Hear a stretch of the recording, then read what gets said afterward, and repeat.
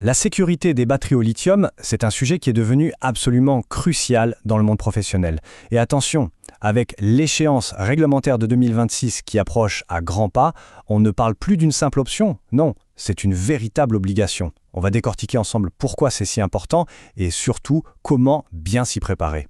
Pour commencer, il faut vraiment prendre la mesure du risque, parce qu'il augmente beaucoup plus vite qu'on ne l'imagine. Les chiffres qui vont suivre, ils sont assez parlants. Regardez bien ce chiffre, plus 300%. C'est énorme. Les projections, basées sur les données des services d'incendie, montrent une véritable explosion des incidents liés aux batteries au lithium en milieu pro sur à peine 4 ans. Une hausse aussi fulgurante, c'est plus qu'alarmant. Ça nous crie qu'il y a urgence à agir. Et ce risque, il n'est pas du tout théorique. L'incident qui a eu lieu au port de Montréal le prouve bien. Un seul container qui prend feu, et c'est toute une zone logistique qui peut être paralysée avec une intervention d'urgence massive. C'est un danger très concret qui peut arriver n'importe où. Ok, pour bien comprendre pourquoi ces feux sont si particuliers, si dangereux, il faut plonger un peu dans la science. Il y a un phénomène clé derrière tout ça et ça s'appelle l'emballement thermique. L'emballement thermique, qu'est-ce que c'est exactement ? Eh bien, c'est le cœur du problème. C'est une sorte de réaction en chaîne qui s'auto-alimente.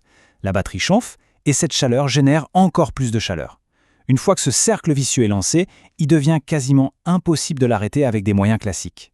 Et ce processus, il se déroule en 4 phases, mais à une vitesse folle. Tout commence par une petite étincelle, si on veut, un défaut, un choc, une surcharge. Ensuite, la chimie interne s'embarle. La chaleur se propage alors comme un virus aux cellules voisines. Et à la fin, des gaz hyper inflammables sont libérés, ce qui peut mener tout droit à une explosion. Le tout peut se jouer en quelques secondes. Pour bien visualiser la violence du phénomène, retenez ça. Plus de 800 degrés Celsius. C'est la température que peut atteindre une batterie en quelques instants à peine. C'est une chaleur absolument fulgurante et dévastatrice. Heureusement, il y a des signes qui ne trompent pas, et la détection précoce, c'est vraiment la clé. Le personnel doit être formé à repérer immédiatement ces symptômes. Une batterie qui gonfle, une odeur bizarre de produits chimiques, un petit sifflement, ce sont des alertes critiques qui ne doivent jamais être ignorées. Bon, on a vu le risque scientifique. Passons maintenant à l'urgence légale. Parce que pour les entreprises, le compte à rebours est lancé. Une date butoir a été fixée et elle va tout changer. La date à retenir, c'est 2026. À partir de ce moment-là, la prévention ne sera plus une recommandation, mais une obligation légale dans toute l'Europe. Une entreprise qui n'est pas en règle risquera non seulement des sanctions, mais pourrait aussi voir sa couverture d'assurance sauter en cas de pépin. Alors concrètement, qu'est-ce que ça veut dire, ces obligations ? Ah, c'est bien plus que de simplement acheter un extincteur et le mettre dans un coin. Non.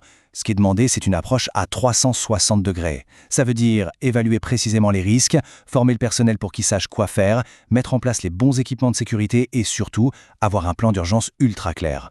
Face à ces risques et à ces nouvelles obligations, quelles sont les solutions concrètes ? Heureusement, le marché a pas mal avancé et propose aujourd'hui des équipements de sécurité qui sont à la fois innovants et efficaces. Une des solutions de première ligne, c'est la housse de protection ignifugée. Les bons modèles, ce sont ceux qui combinent des matériaux très techniques, en multicouches et qui ont la certification M0. Ça, c'est le plus haut niveau de résistance au feu. Leur conception doit permettre de contenir une batterie, même si elle part en emballement thermique. Si on fait un petit comparatif, les housses tirent vraiment leur épingle du jeu. Une armoire coupe-feu, c'est très efficace, mais c'est aussi très cher et pas du tout flexible. Le bac de sable, bon, c'est pas cher, mais la protection est assez limitée. Les housses professionnelles, elles, proposent un super équilibre, une haute protection, un coût maîtrisé et une grande souplesse d'utilisation. Avoir le bon matériel, c'est une chose. Savoir s'en servir correctement au quotidien, c'en est une autre. Voyons maintenant les bonnes pratiques de stockage et de charge pour réduire les risques au maximum. La zone de stockage dédiée, ce n'est pas négociable. Elle doit être physiquement séparée du reste, bien ventilée et équipée de détecteurs de fumée et de chaleur. C'est un peu comme une forteresse, pensée pour contenir le risque directement à la source. Le moment de la charge, c'est vraiment le plus critique. Il y a quelques règles d'or toutes simples. Toujours utiliser le chargeur d'origine, ne jamais laisser une batterie charger toute une nuit sans surveillance, garder une température ambiante stable et, l'idéal du luxe, c'est de placer la batterie dans une housse de protection même pendant la charge. Bon, malgré toutes les précautions du monde, l'incident peut toujours arriver. Dans ce cas, la vitesse et la justesse de la réaction sont décisives. Voilà la procédure à suivre, étape par étape. Avoir un plan clair, c'est vital. La procédure est simple. D'abord, on détecte et on alerte. Ensuite, on confine la batterie si c'est possible en toute sécurité. Puis on intervient avec le bon extincteur, c'est-à-dire un extincteur de classe D spécial pour les feux de métaux. On ventile la zone et enfin, on surveille la batterie de très près après l'extinction. Chaque seconde compte pour limiter les dégâts. S'il n'y a qu'une seule chose, mais alors une seule chose à retenir de tout ce plan d'urgence, c'est ça. N'utilisez jamais d'eau sur une batterie au lithium qui brûle, jamais. Pourquoi? Parce que ça peut provoquer une réaction chimique hyper violente et même une explosion. C'est le réflexe qu'on pourrait tous avoir, mais c'est un réflexe extrêmement dangereux qu'il faut bannir complètement.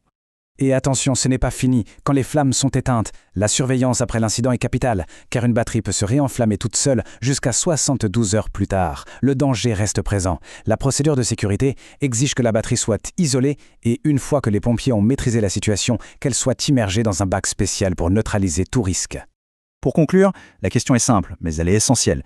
Face à cette montée des risques, et avec l'échéance de 2026 qui arrive, se préparer n'est plus un luxe, c'est un investissement indispensable pour la sécurité des équipes et la survie de l'activité. La vraie question est donc celle-ci, est-ce que l'entreprise est prête ?